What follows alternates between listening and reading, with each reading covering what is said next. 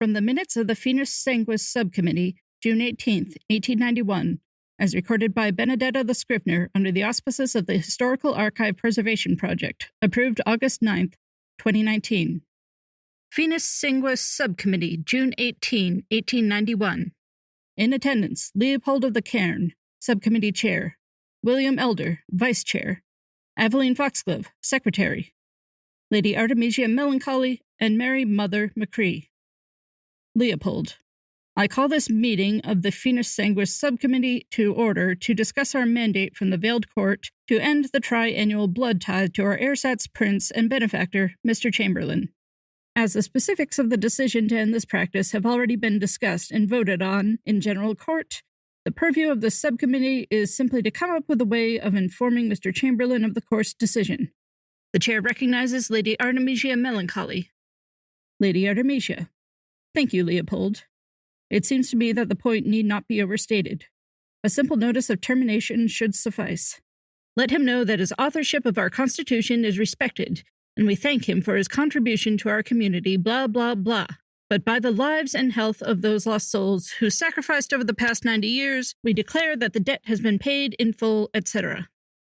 McCree. Bollocks to that. Leopold.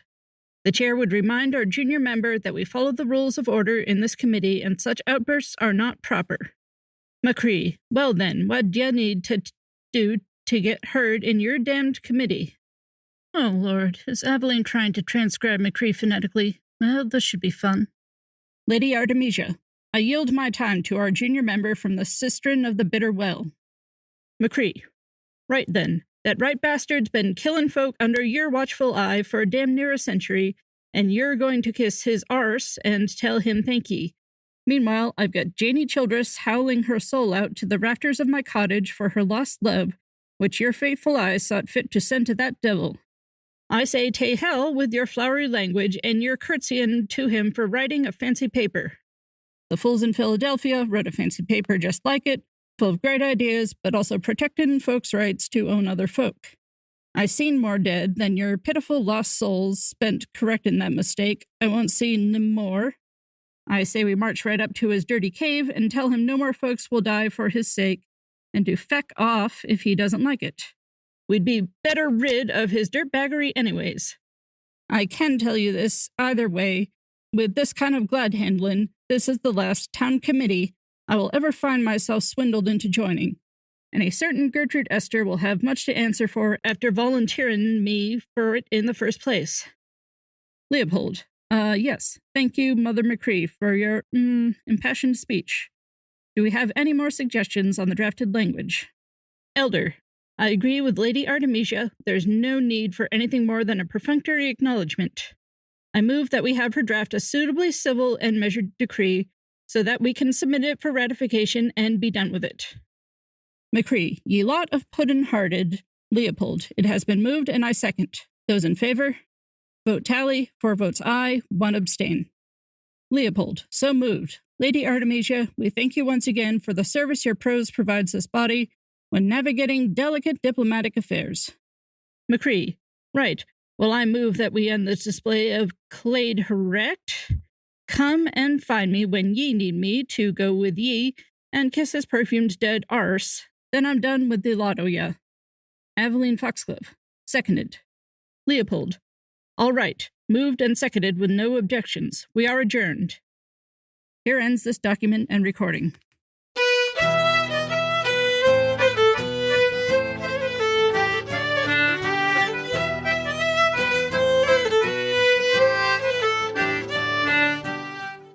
In the decades and centuries since its great tragedy, the city of Salem, Massachusetts has become a sanctuary for the strange, the unusual, and yes, the supernatural. Werewolves, vampires, fairies, mages, and other more esoteric things now walk the streets in relative safety. And when the mortal population gets too curious, they do what any community would do. They form a committee. Welcome to The Chimera, a role-playing adventure podcast. Our campaign this season is called Gallows Hill, and it takes place in our version of the World of Darkness, the setting that encompasses Vampire the Masquerade and all its sibling products. I'm Vin LeBate, and I play 8-Ball, a vampire with mental health issues and an assortment of fake IDs, And joining me this season are... I'm Braden Lamb, and I play Mew, a mummy cat who's into urban planning and sacred geometry. I'm Jeffrey Bard, and I play Jack Foxglove, a werewolf shaman who coaches the Salem High School football team, the Salem High Witches. I'm Ethan Bremner, and I play Mother McCree, an immortal Irish witch and American Civil War veteran. I'm Kacey Smith, and I play Truly Reynard, an animalistic fairy running from her past, sometimes literally. And I'm Kelly Weissman Asbruce Jackson, the storyteller. Now, let's get started.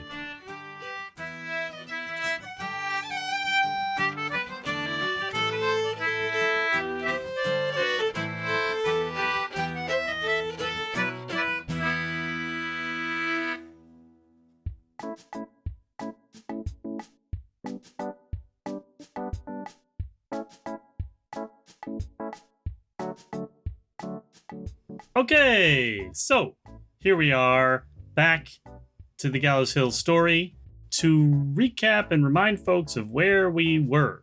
So, our intrepid band, Sanitation Commission, had been dealing with a variety of issues, some bigger, some smaller, related to maintaining the masquerade in Salem and its environs. And that had led to a situation where Ishmael had been taken into custody by the abnormal courts, and a death sentence had been pronounced on him. Mew had gone to City Hall, to All Hallows Hall, to meet with the mayor, and he was just on his way out from that meeting, and he ran into... And here I'm not remembering. Was it the entire group or was it just a subset of the group? Someone went to meet him at All Hallows Hall, but I don't remember offhand who it was. Does anyone else recall? Truly was definitely there. I think it was. It was everyone. It was the rest of the company. So Mew comes out from his meeting with the mayor and had just said, "We have a new mandate, and we should probably just go from there and let Mew play that out." The Lord Mayor will be taking a leave of absence, somewhat suddenly and mysteriously. He was fine when last I saw him, I would like to make that clear.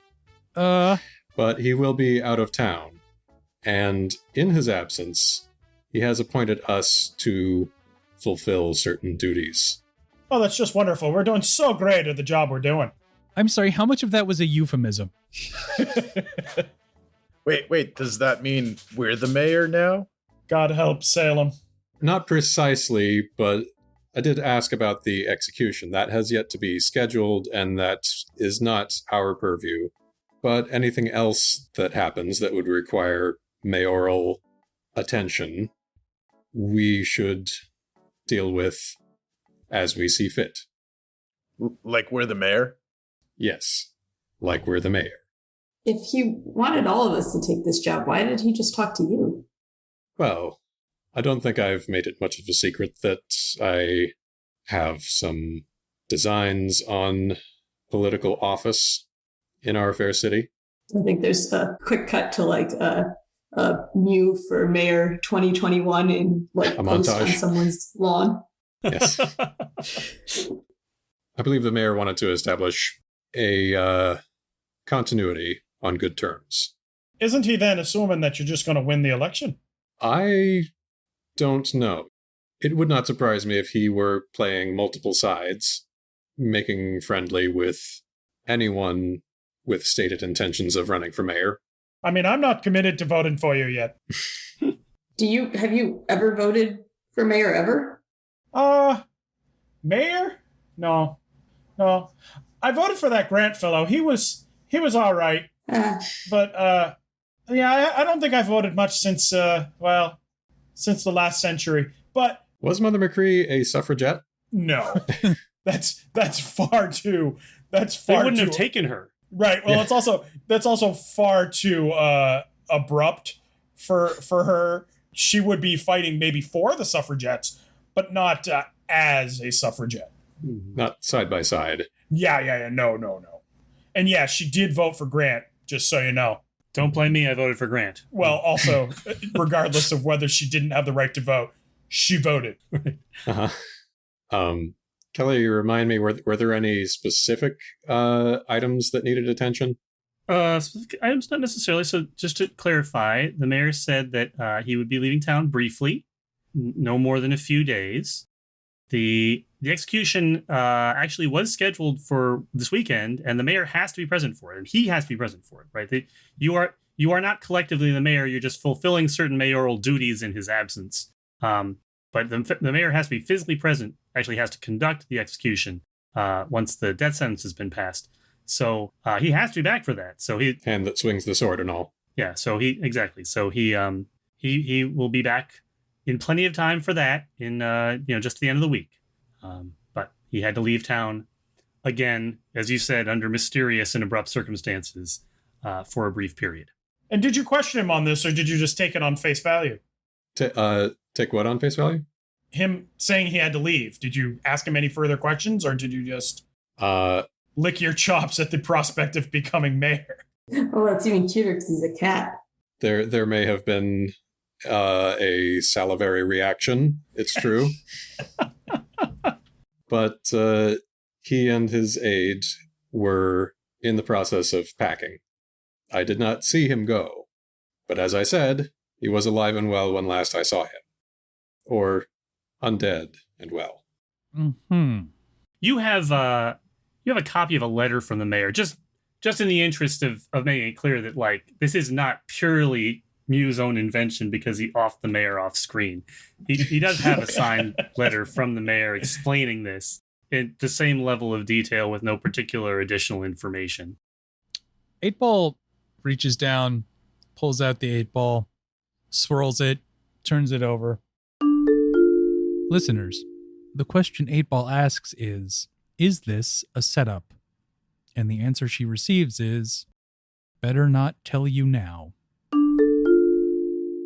Fuck. Puts it back. Now, we're outside the hall, right? That's where we meet him? So remember, the hall is a large complex, and it includes the mayoral residence and the courts and the big meeting area. Right, but we're outside the building. I think yes, outside the building or like in the foyer or something. Yeah. Is there like general busyness going on? Are other people reacting to a chaotic change in leadership or anything like that? Or no one else happens to be around at the moment. I mean, people don't. Yeah. I just feel like if the mayor stepped down, there would be a lot of... He's not stepping down. He's just leaving for a few days, and we're babysitting the job until he comes back. I see. Yeah. We've been deputized. Right. It's unusual, but it's not unprecedented. Does he give a time frame? Yeah, the time frame is like between 1 and 3 days. Oh, okay. Nothing bad can happen within 3 days. I fully expect it to, but I'll be pleasantly surprised if nothing does. So, do we get to use the office? Follow me. Okay. So you go back the way you came, back to the mayoral residence, and you go in. Apparently, they've already left. You can see that the bags that were being packed beforehand those trunks are gone. Right. That was space. And on the very nice, well-appointed, fancy desk, there's just another copy of that same letter that you have, with the additional emendation, like next to the mayor's signature. It just says, "Good luck." Well, if you did kill him, you cleaned it up very well.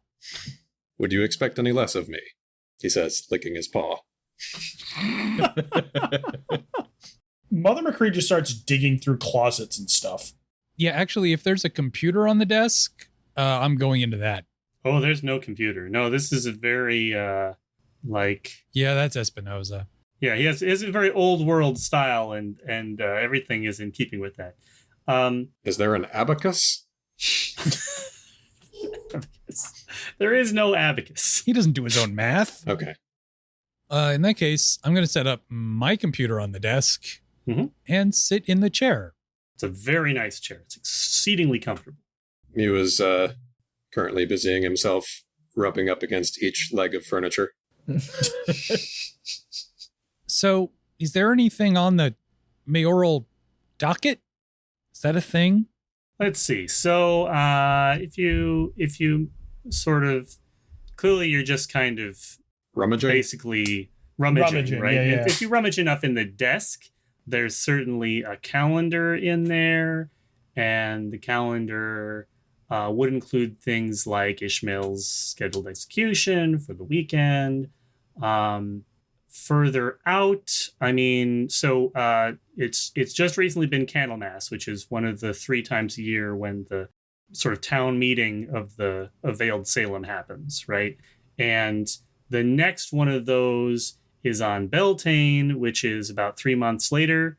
And then the big one, where the one of the mayoral election is held every 7 years, and this is a mayoral election year, is on Halloween, right? So the next big thing, big circled 3 times with red pen would be Beltane, because that's the meeting is a big deal. There's some other stuff on the calendar, like there are some diplomatic meetings that have to happen before Beltane. So there's some stuff like that. There's a once per moon meeting that has to happen for both all the legates, which is the meeting of the people who oversee, they have sort of oversight responsibility for the different compartments of Greater Salem. And then there's a separate meeting that also happens once per moon where all the wardens get together. The wardens are the people who have oversight responsibility basically for the different loci in the sort of central region of Salem itself. For instance, Mew is one of the wardens, right? He's the warden of Harmony Grove. So that has to happen. There's a weekly meeting with the clerk of the Treasury. There's a weekly meeting with the clerk of the Archives. There's a bi-weekly lunch with the Chief Justice. But all this stuff is scheduled for well after he's supposed to be back. So there's nothing really on the calendar between now and the execution date. Well, is that all? Why are we paying him so much? Informationally, the mayoralty is not a paid position. Yeah. Anything else you want to do? I'm just rummaging elsewhere too. So the mayoral residence and the mayor's office are adjoining, but they probably have locked doors. So I will say the residence is locked. You could, being you, I'm sure that Mother McCree could open the door, but it is locked if you want to go rummage around in his actual personal stuff. Nope. No, I just want to rummage through his office, yeah. Yeah, in the office, it's, it's very well decorated in the sense that, like, it has really nice curtains, although the curtains are over blackout windows anyways, so it doesn't, they're just decorative, right? And there are, like, some very old-looking objets d'art. There is a painting of him as the current mayor, but there would be just that painting cycles, sure. Right? Whoever's mayor at the time, there's a painting of the mayor. There's probably some curios and like you know how the Oval Office is decorated in part with gifts that have been given by other countries over the years. So there are similar like diplomatic gifts from other communities, like there's a writ of perpetual friendship from the guardianship of the Quabbit Horror, and there's a really nice, very ornate grandfather clock that has a little plaque next to it that says that it is a gift from the Loyal Confraternity of Isles and Shores. There is a commemorative plate that's a gift from the Crimson Robe Concilium. And there's an apple. Just an apple. It's a nice looking apple, but it looks real. It's under one of those glass dome things on a pedestal that indicates it's from bell jar. Yeah, a bell jar. Cloche. A cloche. That indicates it's from New Tara. Is this room bugged? I'd like to try and figure out if this room is bugged. Is this room bugged? Is there a recording device somewhere in this room? How are you going to attempt to determine that? Poke my nose into all the places I think that someone might hide a bug. Okay. And just manual inspection. Yeah. Yes, I'm not sure if I've got the right kind of senses to like sniff out unusual electronics or like traces of things that might I don't think you do either. That's why I was like, yeah, what's your strategy here? Okay, manual inspection is always a possible route to go. Yeah, I think that's what it is. I use my magics to search the room for insects. I'm gonna say that search comes up dry because Espinoza is actually very fastidious about cleanliness. So he makes it a point that there's not really any insects hanging out in his office. Mother McCree turns to 8-Ball, who's frantically working on the computer and doing whatever. And, child, there are no bugs in this room. Uh-huh. Literal. Yeah, she's looking, like checking under the surfaces of the desk, unscrewing light fixtures, the kind of thing that someone does when on television someone wants to be depicted as paranoid about government spying. Right. For sure. In this case, spying on the government. I'm going to guess this is Witzplut's investigation. Yeah, that sounds good, Vin. Go ahead and roll that. It's a medium-sized roll for me. I got 1. Okay. Going through like lampshades and turning over drawers and couch cushions, the bottom of the couch, that kind of stuff. You do not find any bugs. You do find let's see. So it's a large, heavy desk, right? It's probably got about, say, 7 drawers, like one of those big middle drawers, and then 3 drawers on either side, right, of the desk. As you sit at it. And in the left-hand top drawer, it's like not the main middle drawer, but the left-hand top drawer, it's just got office stuff in it, right? The contents of the drawer are not unusual, except that there is a still wet blood like pool. Pools are maybe a little bit excessive. Like a stain, but it's not been fully cleaned, it seems like. It's still wet on the top. You empty out the drawer and turn it over because that's where you're looking for bugs. And it's actually like the wetness of the blood goes through to the other side. Huh. I'm giving that a very close smell. It smells like vitae. It's too potent to be normal human blood. Just FYI, Coach is just hanging by the door. Like, he's got his arms crossed. He's leaning up against it. He's checking out if anybody's going to come down the hall. Just kind of there. And he's got a real good nose, just so you know. Oh, it's on my radar.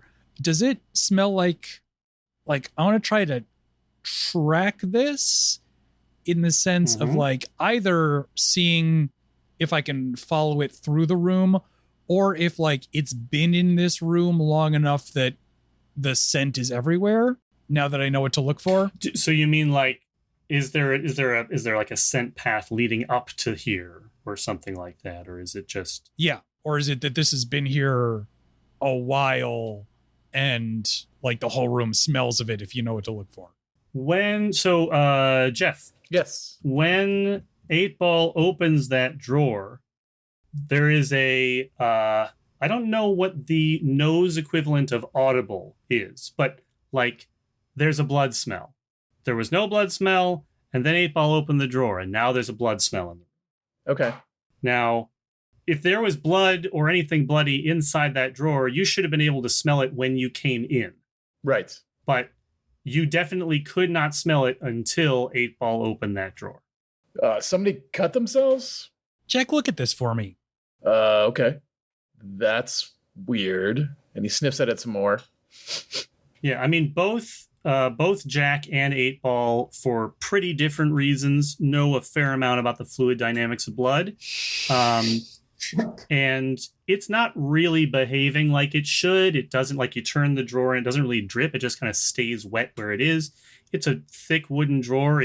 Blood shouldn't be able to soak through from one side to the other without there being a ton more of it, right? Mm-hmm. So the whole thing is kind of questionable. And also, absolutely, this is something other than human blood. It's unambiguous. And I think actually, Jack would also recognize it is clearly vampire blood. It is definitely with confidence. I mean, if it was like werewolf, you would be able to smell it. It was a werewolf. So I think it's pretty clearly vampire blood from Jack's perspective.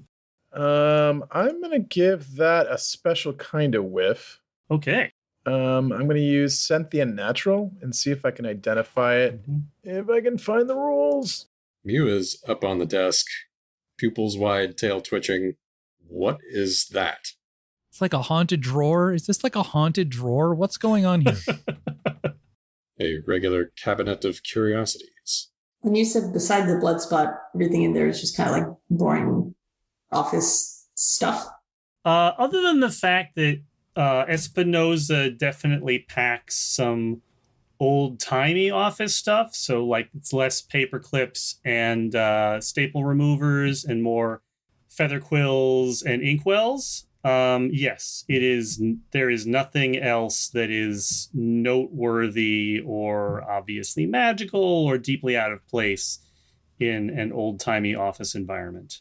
While Jack and 8-Ball are kind of figuring out the blood, Truly's going to just start removing everything else from the drawer so she can look through it a little more closely, and she's going to open all the inkwells and just sort of see what's in them. Okay, so we got, I'm going to say 4 inkwells.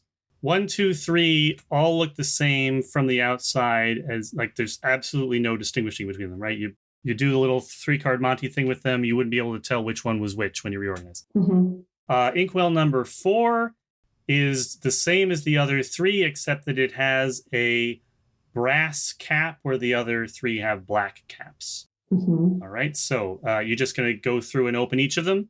Yes. Okay, well, 1, 2, 3. Yeah, she'll do the 3 ones that look the same, and then the 4th one will be last. Ones that look the same, they all have conventional ink in them. Nothing noteworthy about it. It's just an inkwell. Okay. Would you like to open the 4th inkwell? Yes. Okay. You open the 4th inkwell and like a spray of ink comes up in your face, or at least it looks like ink as it's hitting your face, but then it has like a gelatinous textural quality, and it starts to like sort of try to grab your face like a cephalopod would if you like threw an octopus on somebody's face. Right. It's not incredibly strong. Like, it's a very icky feeling. Right. But I don't mean to present it as like obviously hazardous, because frankly it's not. It's just gross and kind of aggressive. So Truly's just going through the things, and all of a sudden you hear, and she's just sort of, and she kind of, puts her hands up to her face and just sees if she can kind of wipe it off and get a better look at what this stuff is that's kind of oozing over her face in a way that's doesn't seem to be trying to kill her, but is, just sort of viscerally unpleasant. Yeah. So like, think about if oil, like untreated crude, was somewhat malevolent and aggressive. So that's sort of the way the fluid behaves. So, skin of evil. Yeah. Sure. Ugh. Does anyone have like a paper towel or something? It does want to maintain its coherence though. So you could maybe, if you wanted to work with it, you could probably try and force it back in the bottle, because it doesn't want to separate. Right. So it's like one unit of this. Okay. So she's going to try and get it back in the bottle and put the cap on it, and she's going to keep it. She's keeping that sucker. Amal has offered a charcoal-colored silk handkerchief. Thanks very much. Actually, I think I'm going to try to identify that, having just seen it. So you want to try to identify that goop that got all up in Truly's face. All up in my grill. Mm-hmm. Occult Intelligence? Right. Yeah, why not? This is Amal. 1 success. One success. Unless somehow it has to do with Irem. It does not. So we're going to say Amal's theory is that it's some kind of sentient ink from a very evil squid. Jeff, did you want to... I was going to say that that gift does not do what I thought it did. Oh, okay. If I get an exceptional success on it, I can identify I can remember what the scent is from. Mm-hmm. But it doesn't otherwise give me any like special ability to like figure out what it is other than like it's a vampire. So instead, what I'd like to do is see if there's any spirits of that blood, or I don't remember how we decided how we were going to do this gift. But, the one where I can ask questions of spirits in the neighborhood, like what's going on over here. Oh, for sure. Yeah. So basically, like what I would do, like if we were gonna like skin it normally, right? Like how the book is written, I would ask the desk spirit to see, what happened here. But I'm not quite sure what would be the appropriate analog to that story-wise. Yeah. So in the game is written, the setting is like fully animist, and so every single thing theoretically has a spirit, even if sometimes the spirits aren't awake. And I feel like that's actually just too many boring spirits. Yeah. So totally. my solution is like toilet paper had a spirit. Yes. Right. It just feels unnecessary. The example they give in the book is doorknobs. So there's a doorknob spirit. I think that there is, if basically I'm just committed to the idea that there are enough spirit entities on the other side of the Umbra. You can always find somebody who knows something. Okay. Right. That's my commitment here. So I think in this case, there actually is a ghost steward who is responsible for the mayoral residence and office, and sort of like making sure that the other side of the gauntlet in this area is neat and tidy. So there's a gentleman in a morning coat with, I'm going to say a powdered wig, at least what appears to be a powdered wig, the type with the little tassels on the end, at the back, and a very Roman nose. And once I forget exactly how this works, but you just talk to the spirit, right? Yeah, I basically negotiate with the spirit and I say, hey, answer this one question for me, and then it gives a 1-sentence answer in response to it. Riddle me this. Yeah, basically. So you need to roll for that, right? Yes, I do. Okay. So I'm going to roll presence, perception, and wisdom for 7 dice. And I will get 4 successes. Okay. Does that mean you get 4 questions? No, it's kind of it's binary. So I either succeed or I don't succeed. Okay. And then like if I get an exceptional, then there's some additional stuff that happens. Okay. Mew has seen Coach sort of enter this state before, right? Oh, I'm sure. Yeah, he did with the rat spirit in the sewers. Yeah. And just like in the graveyard, I'm sure I've been there and done stuff. So yeah. Okay. Mew's gonna activate his ghost seeing power, whichever one it is. They all have long, ridiculous names. You know the one. The reflection in the backs of his eyes is a kind of violet hue. Ooh, that's cool. So Coach basically gestures to the spirit, you there, come over here.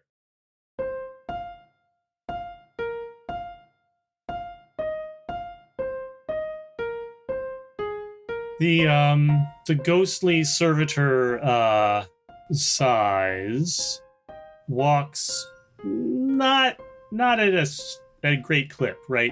Doesn't exactly hop to, but does come over from wherever he was like dusting the ghost walls of the building when called. And yes, this blood here dripping through the desk. Who spilled it? The ghost looks down at it, looks at Coach, and says, "A spill implies an error. This blood is precisely where it is meant to be. Were it out of place, I would have cleaned it by now." Okay. Jack, are you talking to a ghost? Yeah, I am. Okay. He says that the blood's meant to be there. Someone put it there on purpose. That's doing something. Huh. Spirit, answer me one more question. Whose blood is this? And I'll spend another essence and roll again. Okay. And I got one. Okay. It belongs to the person who gifted the desk. Oh, that's just weird. All right, Spirit. Be off with you. Good day. 8-Ball is sort of watching Jack and swirling her 8-ball kind of nervously, like anxiously. What did you learn? The blood came with the desk. It's part of the desk. Don't know what it does, but whoever owned this desk before now, that's whose blood it is. Okay. So, for clarification, All Hallows Hall is relatively new.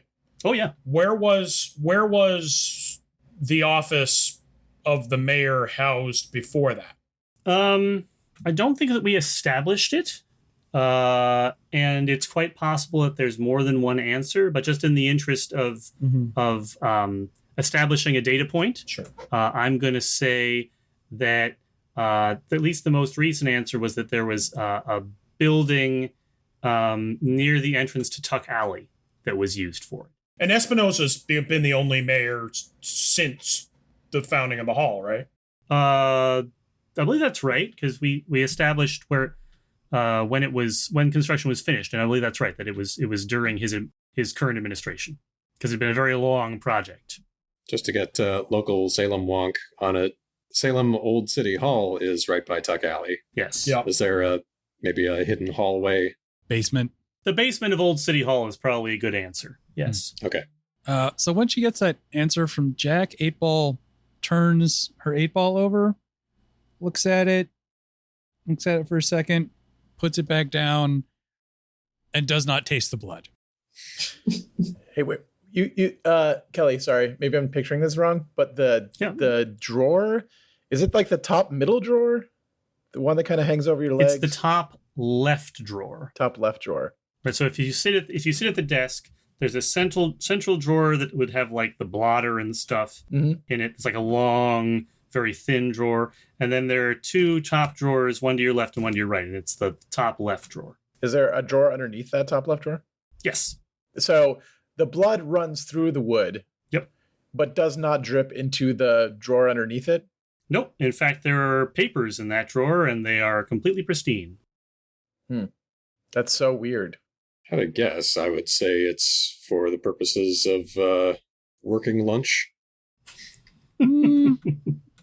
That's not exactly how it works. Truly's going to take one of the quills and just kind of poke at the blood spot and see if she can move, like normal blood. If it was wet, you could poke something into it and kind of spread it out or change its shape or scoop up a little bit. Can she do any of those things? She picks up just one of the quills. I mean, there's like a stack of them, right? Yeah. No, not in any way different from any of the other quills. And when she touches it to the blood, it, like the quill sucks some of the blood up into it, and it's like, like an inked quill that is ready to write looks. This quill is ready to write with blood. Oh, maybe it's for signing stuff. I pass Truly a sheet of paper. Truly writes down on the paper. Child, be careful what you write now. Hi, I am blood. All right. It's a little tough. Writing with the ink quill is actually not super easy. It's a skill. I don't think it's one that Truly has spent a lot of time developing. No, it probably looks horrible. But she's able to scratch out "Hi, I am blood" in relatively legible form. It writes like you would expect, perhaps, a quill writing in blood to write, not more or less easily. And nothing It's just down there. Nothing exciting or interesting happens. It's just, marks on a page. Nothing exciting or interesting happens with the writing. Mm-hmm. It everything appears normal.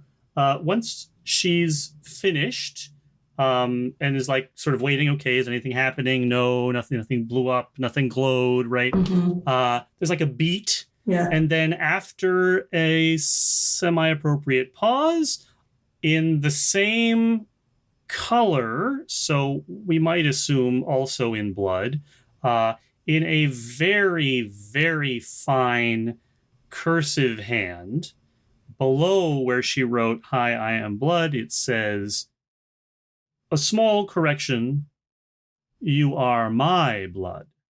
Okay. Does she still have enough blood in the ink in the quill to write again? I think that she could probably take a shot. There's, depending on how long, the answer would depend on like what you want to write. But it's not dead. It's not totally empty. Who are you? But she's going to use the letter R instead of ARE because it's hard to write with this quill. Mm-hmm. So who are and then the letter U.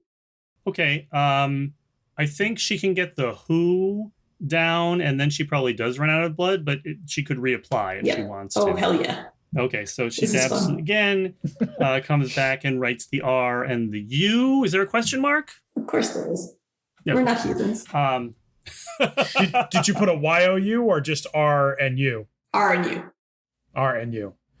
If Mother McCree sees that, her eyes just roll. I am the prince in absentia of the city of Salem and its environs. Oh shit.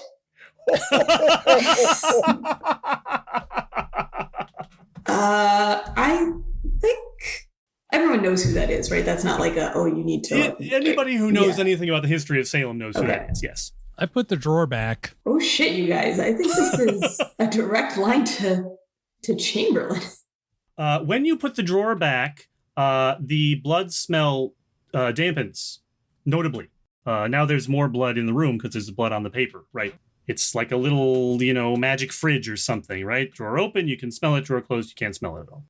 So there's no way of knowing whether this desk has been... my line of questioning has been, has this desk been moved from office to office, or is this the first time the mayoral desk was this desk? Yes. So let's think about it. Is there anybody in the party who might have had occasion to be in the mayor's office before it was in All Hallows Hall? Mew. And my answer is Mew. Possibly. Right? Yeah. Mew has been a warden since well before Espinosa's current term. It's not impossible that 8-Ball could have had reason to be in the mayor's office at some point. Mother McCree is the head of the Sisterin, so... Right, but she doesn't go to meetings, She doesn't show up to meetings, right. Yeah. So yeah, that's fair. She's too cool for school. Right. So I would say that Mew can confirm this is like the Resolute desk. This is just the desk that the mayor uses, and it has definitely been in use since before this building was built.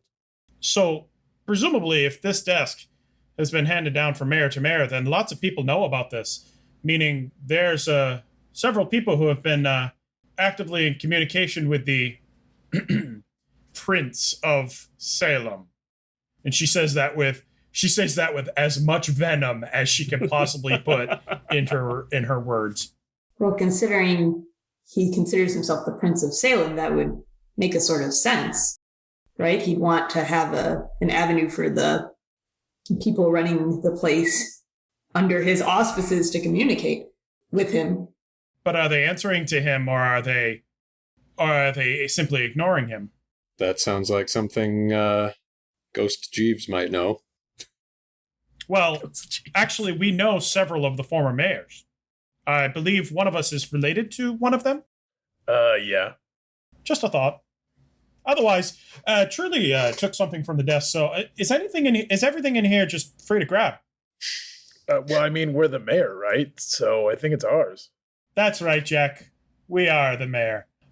Anything grabbed should be returned upon the cessation of our deputy mayorship. Absolutely. Truly opens the drawer, takes out 2 more quills, and just pokes them into the blood. And those quills also go into a bag. Yeah, also anything grabbed might be like completely fucking cursed. So, like, we've touched like 3 things and 2 of them have been cursed. I mean, they were just little curses so far, probably. Curses add up. It's fine. Do we have the list of mayors? You posted it somewhere. Yes, I can just read it back to you. So the current mayor is Sebastian Espinoza. Before him was Madame Mystere. Before that, Embervald, the Viscount of Conflagration. Before that was Fenton Foxglove, current Chief Justice and Jack's uncle. Before that was Becurius of Cartley. Prior to that was Azacatia, Archduchess of Pandemonium. Before that, Lady Artemisia Melancholy, Ophelia Tremay, and then before her was Sebastian Espinoza for the first time, and then the first elected mayor on the 7-year cycle was Archibald Foxglove, who is Jack's grandfather. Seems like a whole lot of people have something to answer to, or a whole lot of people have been fighting off this unduly source of bad advice, in my opinion. Well, I mean, it's kind of weird, right? It seems like you have to ask a question first before, he responds. I don't know if they're actually goes the other way, right? Well, it's a little weird. Jack, do you think it's appropriate for the leaders of our community to be conversing with such a person in any capacity? I mean, I can't speak for, well, I guess I can. I wouldn't be surprised if, the vampires are doing it, but werewolves certainly aren't. Are you sure? Well, I mean, reasonably sure. I mean, come on. Let's be very sure. We have other business with your uncle, I believe, don't we? I don't remember. I thought we resolved, though. Because his uncle was who was with the mayor when they decided to execute. Yeah, I think we sort of still have that standing question of how and if we want to proceed about the whole execution and weird chimeric script situation, which may or may not lead us back to Jack's family reunion, right? Because that's why we're here in the first place. And being accidentally mayor is a complication to that, I guess. But that was what we were trying to sort out. It may also be a boon. Yeah. There's not any of that script. I mean, we now have access to this whole office. We should probably see if there's any of that kind of script in here. Oh, of the chimeric script? Yeah.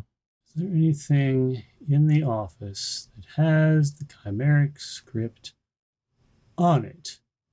Yeah, there's let's say there's a map, an old-timey map, just ink on parchment, no coloring, of Greater Salem, so the whole region that's under the provision of this government. And, it's designed to be looked at from far away, and it's got labelings and, the boundaries between the different segments and whatnot. But if you look at it up close, it has some very fine annotation on it. So like you look at it from far away and you get like the big picture, but there's stuff in much smaller writing up close. And if you like look it over closely, there's notations about this and that. And for instance, there's a marking on it where the witch cottages are, like has on there, okay, location of witch cottages. And there's some characters in the chimeric script along with that. And if you continue looking at it, there's probably a good 2 or 3 other places on the map where they crop up again. So basically places, this would be known. I mean, it's not a secret, right? That this stuff has been associated with that book found in the witch cottages. They're the place where the tomb of the Black Hand was dug. There was a rock that was found that had so basically places where it's already known this stuff has cropped up before are marked on the map with some characters in that script. And where is this map? Is it like being displayed, or is it just kind of? Yeah, it's like hanging on the office. It's hanging on the office wall. It's one of the decorations in the office. Okay. And Jack, can you smell any of the other papers? Whether this ink of choice has been used on any of them? Like the papers in the drawer? Yeah. Yeah, I mean, Jack will do a quick sniff kind of around the room and in drawers and in nooks and crannies and see if you can see that gets any of that scent again. He does like a deep smell, right?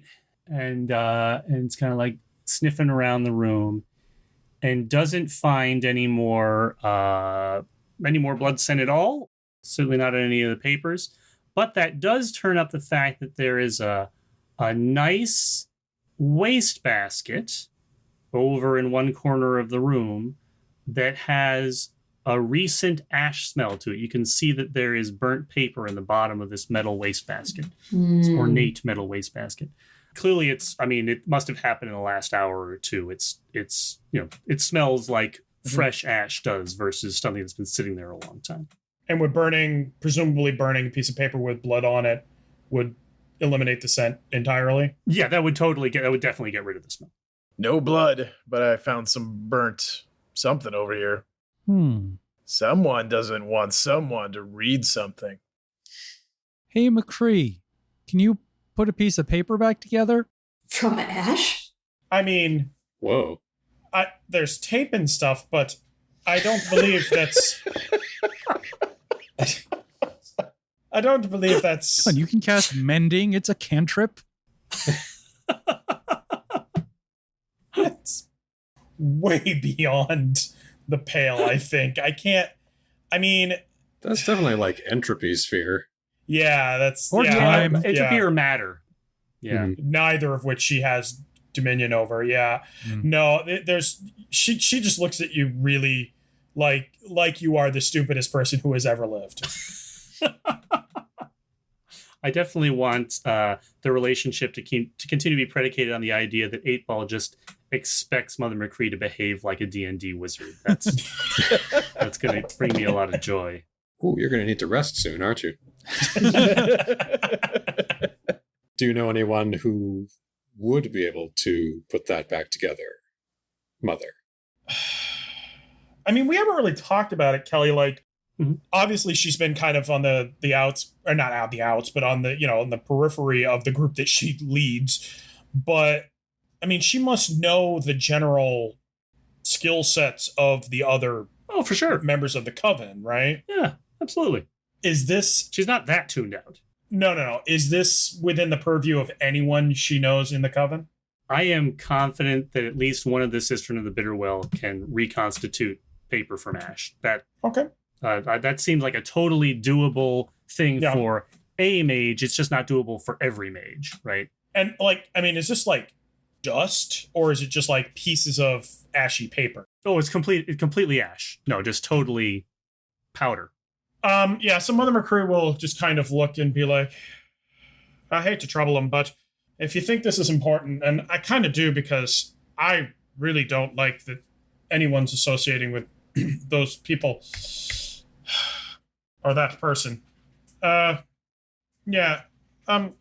Someone get me a baggie.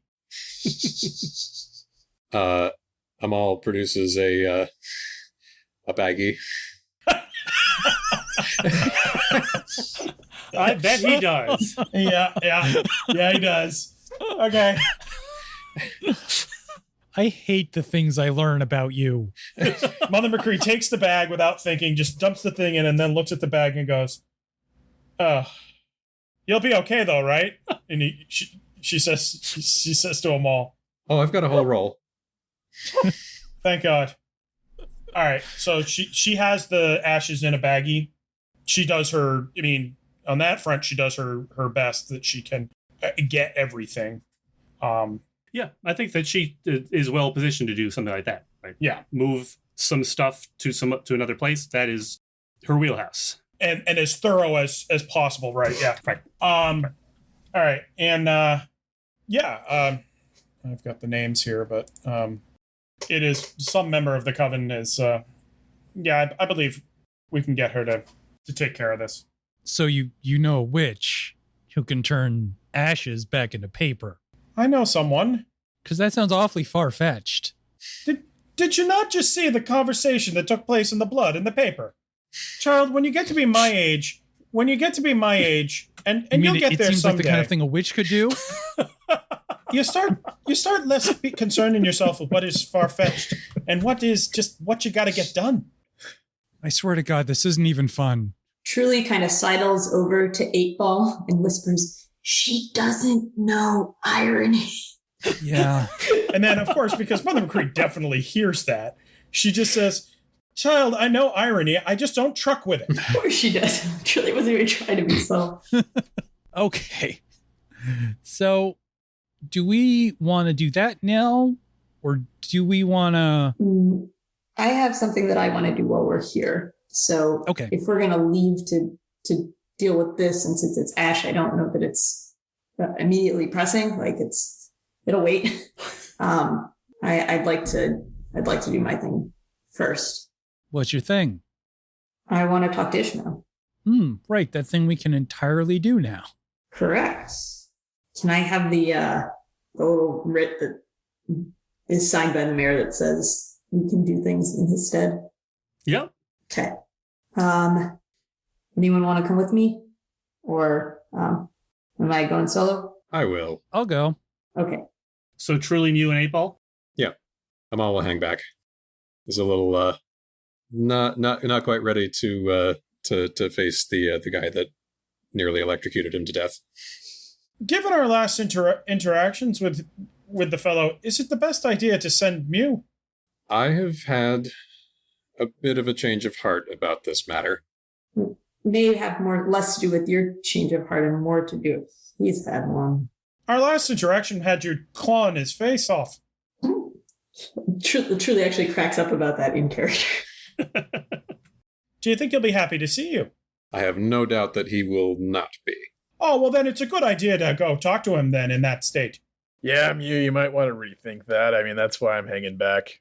At least with Truly and 8-Ball, it's all fresh interactions. Great. Team discretion? Go team. All right. So team discretion goes to the cell where Ishmael is being held.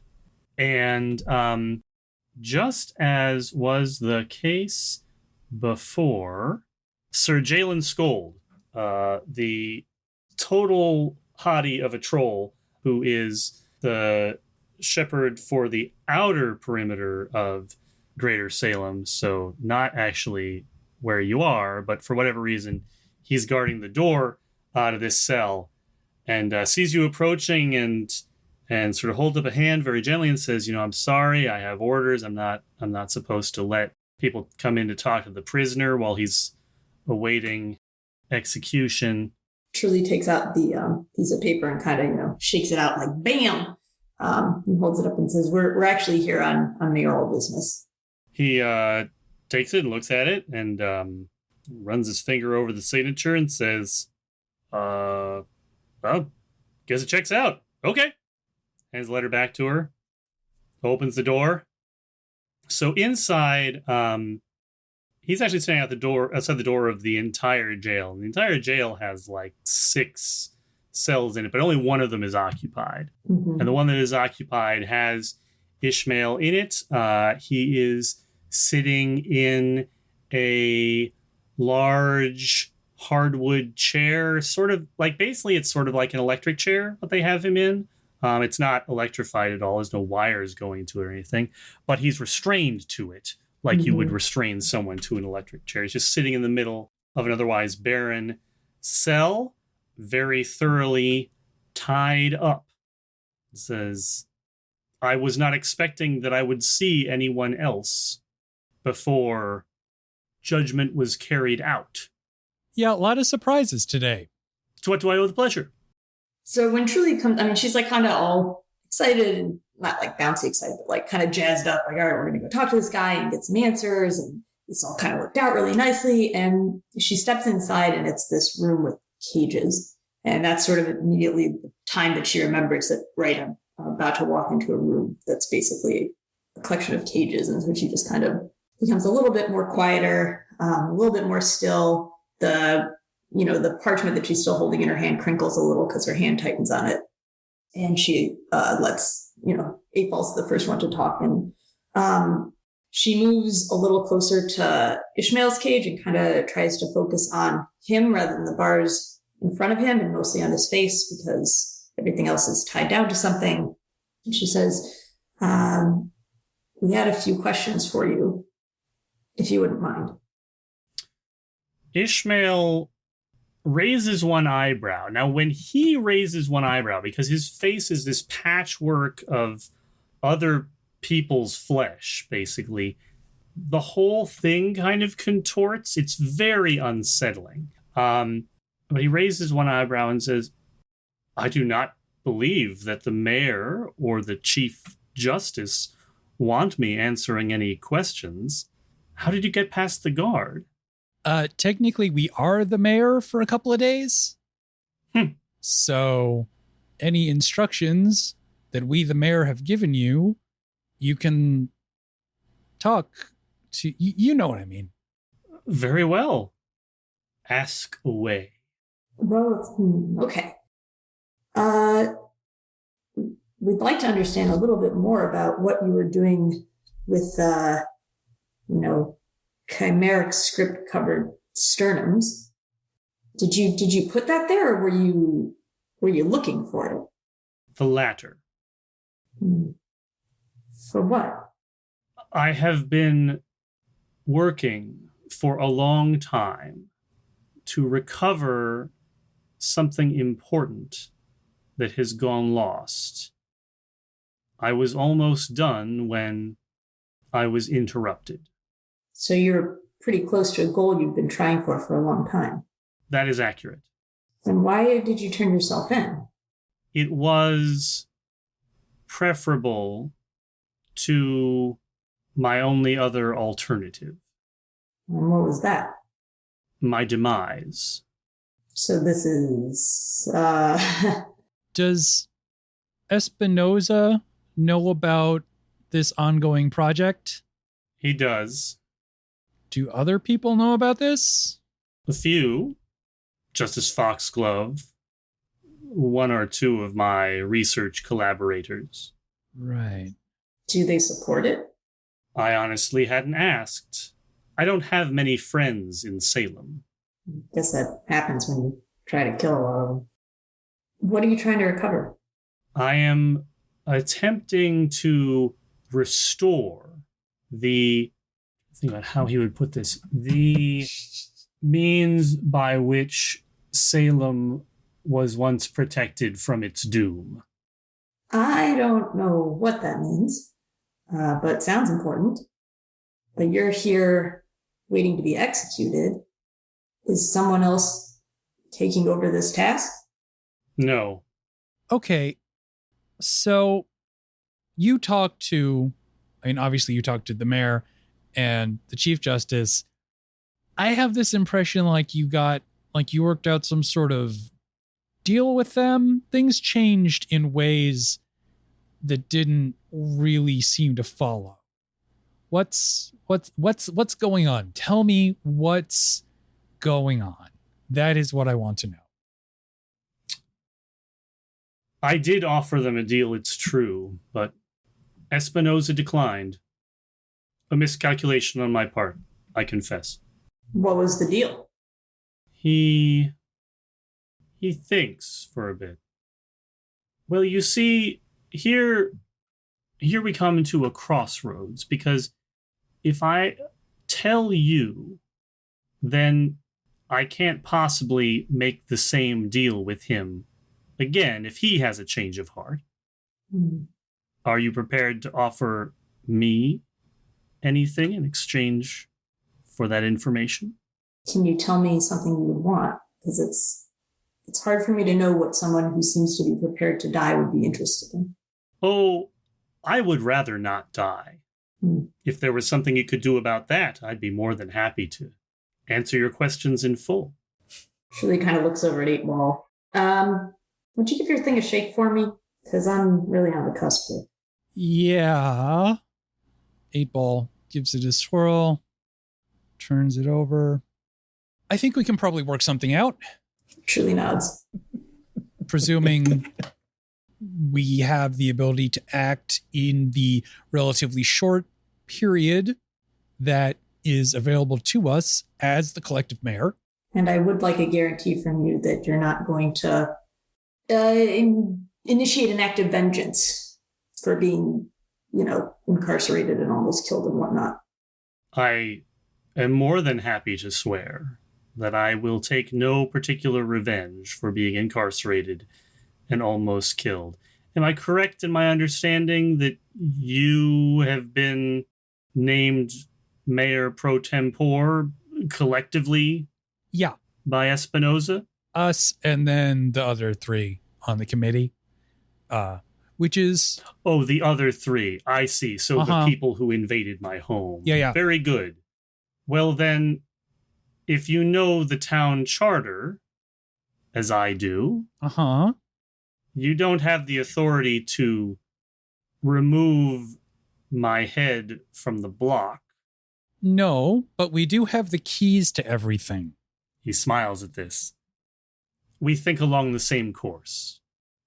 If you can then just allow me to leave quietly, find some excuse to move the guard from his station, I promise that I will make it look as though you were not involved. Cool. We are going to have to get the rundown first, though. I can understand that trust is in short supply in this situation. However, I do want to point out that until you walked in, I was not expecting to see you, and I was quite content to be where I am. So I'm not exactly inclined to just tell you everything with no particular advantage to myself.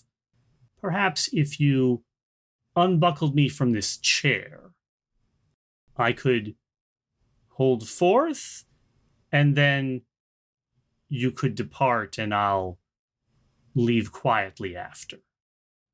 Wait, I'm a little bit confused. So basically, okay, you both want him, like, you would like him to tell you what he knows before you do anything to free him, and he would like you to free him before he tells you what he knows. And his current offer is, let me out of the cage, but not out of the room, and I'll tell you what I know, and then you leave, and I'll leave after you. Okay. That's the offer on the table. Okay. Boy, that really seems like a way that I get murdered. No offense. None taken. No one should be in a KGB. So, in order to tighten the tension, I want to actually cut away here. Mm-hmm. I'm acting on the assumption that Mother McCree, possibly with Jack, just because it's funnier that way, has gone to go get the ashes reconstituted. Okay. Yeah. So I looked up our tally here, and I believe it was Samantha Esther. Samantha Esther is one of the witches. I believe that's right. That's on the same list I have. Samantha Esther. Yeah, she is. I believe she's capable. Mm-hmm. So we're in the woods and knocking on her door. Okay. She opens the door to her hut. Anything description-wise about Samantha Esther we should know? She is one of the descendants of one of the older, or one of the new Sistrins. So I've known her family from the beginning. In fact, her great-grandmother recruited me, but she's young. English witch from an old witch family. Mm-hmm. She answers the door and says, Mother McCree, it's lovely to see you. And Jack, hi. Foxglove. My name is Jack. Yes? Oh, I go, Sam. Nice to meet you, Jack, officially. Is something going on? Yes, everything is fine, Samantha, and do go by your given name. I have this little project I'd like you to take a look at. In this bag, and don't worry, it doesn't contain what you think it does, is some ashes of some paper, and I would like you to take a look at it and see if you can reconstitute it for me, because there's some text on it that I believe Jack and I might be interested in. Well, all right. Happy to help, I suppose. Seems like a long way to go for a piece of paper, but come in. And she gestures, encouraging you into the hut. I mean, it is a hut. It's like the other 5 huts. They're not terribly different, and they are very much not fancy, but it has a few like modern kind of elements to it. Like, I don't know, like her iPad is lying on a chair, right? Or she's got there's a Roomba cleaning the floor of the hut. But in the middle of the hut, there's a cauldron, as each of these huts have. And she gestures and takes the bag from you and very carefully tapping it to make sure all of it gets in, pours the dust into the cauldron. She goes over to the shelf with her various ingredients on it and picks down a couple of bottles and a few sprigs of this and tosses a few things into the cauldron and drizzles the contents of one of the bottles. And there's like a flash bang pop of like a very small explosion inside of the cauldron and a bright light and a puff of smoke that rises up from the cauldron and then shrinks back down the cauldron again, like you're watching the video be reversed, right? Like this little cloud comes up and then and when that is over, she reaches in and pulls out a folded piece of parchment, just one piece of paper, and paper or folded parchment? in threes. It's not like it's just paper, that's true. Right? Okay, it's paper. Yeah, it's paper. Okay, and hands it back to Mother McCree. There you go. I take the paper and I'll walk over to Jack and open it up so that he can read it as I read it. Okay. Samantha, just for the record, is returning things to the shelf. She does not. She's not making an effort to read the paper with you. So okay. I nod in approval of that. I think despite the age difference, I think you get each other. I think there's certain. So on the page, it reads in again that beautiful script that you saw before in the office, written in blood. It says, "Bacchurius of Cartley rises in the west. If you wish to save Salem from his depredations, come and meet me. You know where."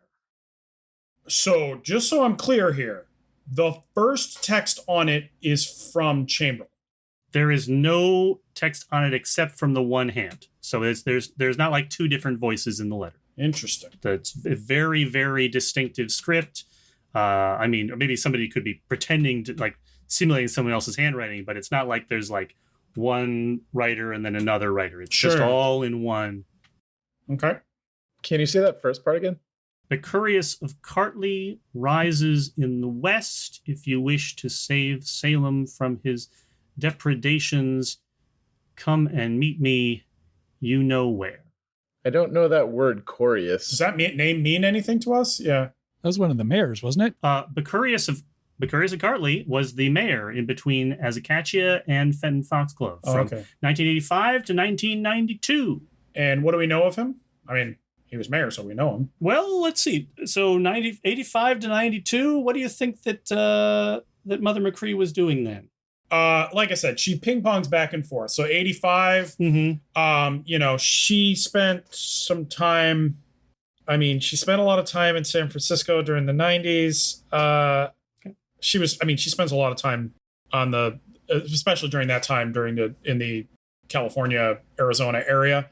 But she's ping-ponging back and forth. She definitely was in town at some point during his administration, but she doesn't involve herself with local politics. It certainly didn't during the time, but she would have at least, every time she comes home, she rallies the coven together and has them catch her up. So it'll be what the coven knew. So Jack's in his 40s, right? Yeah, he probably would have just been turned into a werewolf at that point, or maybe be even younger than that. He may not have even been exposed to the court at that point. So I think Well, Jack's... through the foxgloves he might have, but... Yeah, because he's a foxglove, Jack's going to know about Becurius of Cartley. Right. Probably not a huge amount, but enough. Becurius of Cartley was mayor of Salem. He was a vampire. He's not one of the original vampires. Definitely Jack knows that. That's probably about it that he knows. Like, he's not one of the early vampire settlers of Salem. He's a later arrival. Okay. Very powerful. He tried to get the town charter changed to allow him to be reelected. And that didn't go over well. There was a fight. At the end of it, he was exiled. And Jack's grandfather, Archibald, the first of the elected mayors of Salem, was dead. Oh, that's serious business. So Becurius of Cartley is the only previous mayor of Salem who is not allowed back in Salem. Got it. I'm sorry, when you say there was a fight, you mean a legislative fight? I mean that definitely Becurius of Cartley killed Jack's grandfather. That's definitely what he knows, right? Like, does he know all the details? Probably not. But like, Becurius of Cartley killed my grandfather. That's a thing that he remembers. That's part of the family lore. Okay. Right. So Mother McCree backs away from Jack. Yep. Slowly, because, she expects him to get angry as werewolves do. I mean, for Jack, it's more like that's ancient history, right? Like that is a thing that happened in the past. He probably wasn't super close to his grandfather. He probably knew enough about him, probably hung out with him, every once in a while for Christmas. But it's more of a like, oh, that's weird. And the fact that this Corius of Cartley rises in the West, he's not quite sure what that means necessarily. So, I mean, there's not really a whole lot of like deep emotional things happening inside Jack at the moment. Was there any, Kelly, was there any known history between him and Chamberlain? So I'm just trying to think about like what Mother McCree would know. How about this? Mother McCree remembers when Becurius of Cartley arrived in Salem. Mm-hmm. Maybe she wasn't there like when he came off the boat, but she remembers when like the transition from there was no guy named Becurius of Cartley here to get there, and that was after Chamberlain had already like receded. Okay. Right, like he kind of faded away, and Becurius of Cartley arrived after that. So there's no reason to believe there's connection. No, that she probably recalls that he is the sire of some of the original settlers, some of the original members of the Mayapple Lodge, excuse me. Like there's a couple of people in the Mayapple Lodge who were sired by Becurius of Cartley, and like then later he came and showed up much later after they arrived. I see. Okay, but no particular connection to Mr. Chamberlain. Now let's cut back to the conversation in the jail about what to do vis-a-vis Ishmael. I think it was 8-Ball was about to say something. Okay, so here's the deal. I can get you out of here, by which I mean I can do it. So if I unstrap you and then you smash my head through the wall and I'm dead, you can't get out of here. That said, I will undo the creepy straps. I believe we have an agreement. Okay. So you open the jail cell door, right? Mm-hmm.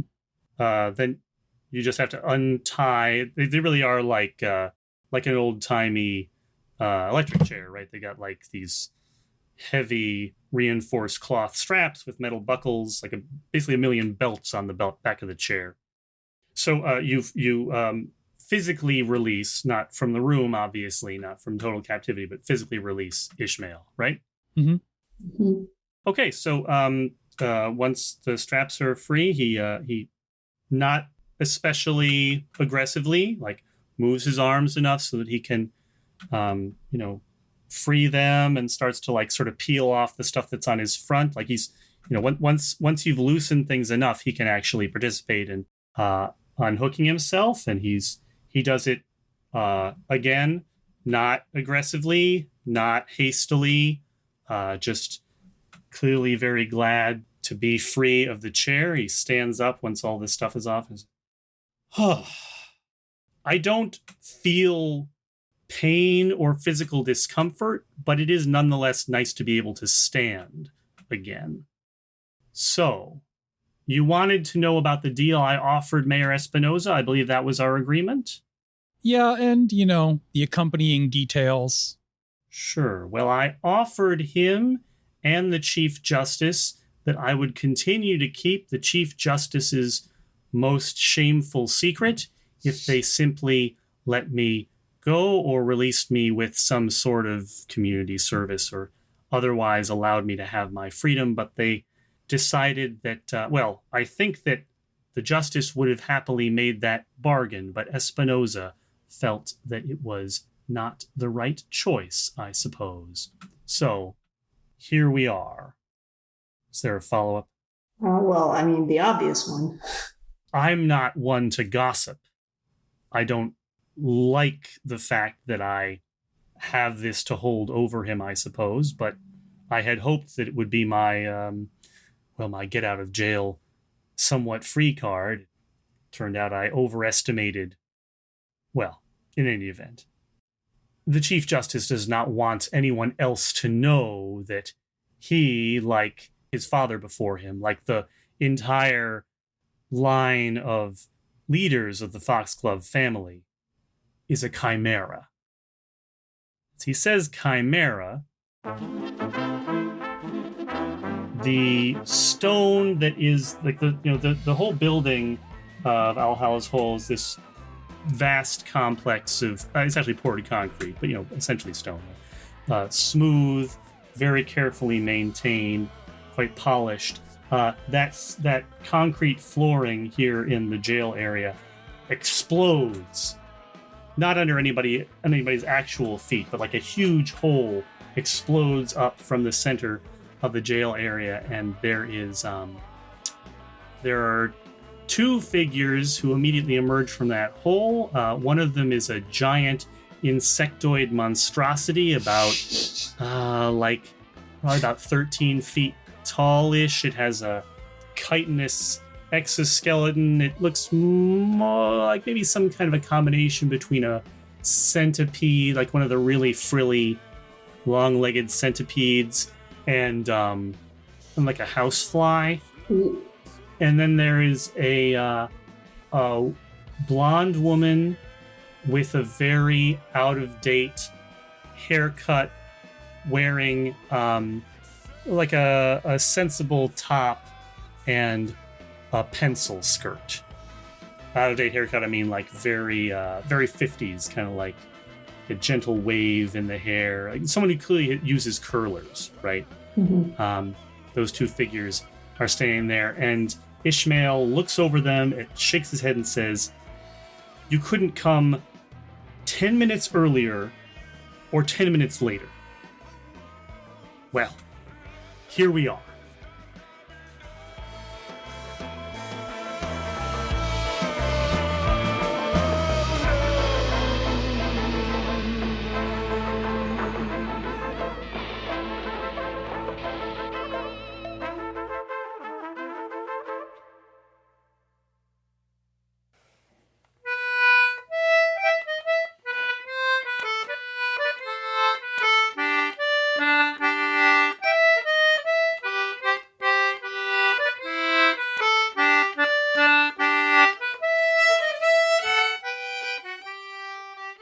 That's it this week for The Chimera. Our theme music this season is Down Among the Dead Men, performed by Adrienne Howard, Emily Peterson, and Dirk I. Tiede. For information on other music used in this episode, check the show notes. This week's intro was performed by a friend of the show, Summer Unson, who you may recognize from the fantastic audio drama Greater Boston. You can support The Chimera by going to patreon.com/chimerapod. Patrons at any amount get access to behind-the-scenes setting and system info, art polls, and exclusive side games and one-shots. You can also find us online at thechimera.space or on Twitter and Facebook at ChimeraPod. We'll be back in 2 weeks with a new episode, so until then, thanks for listening.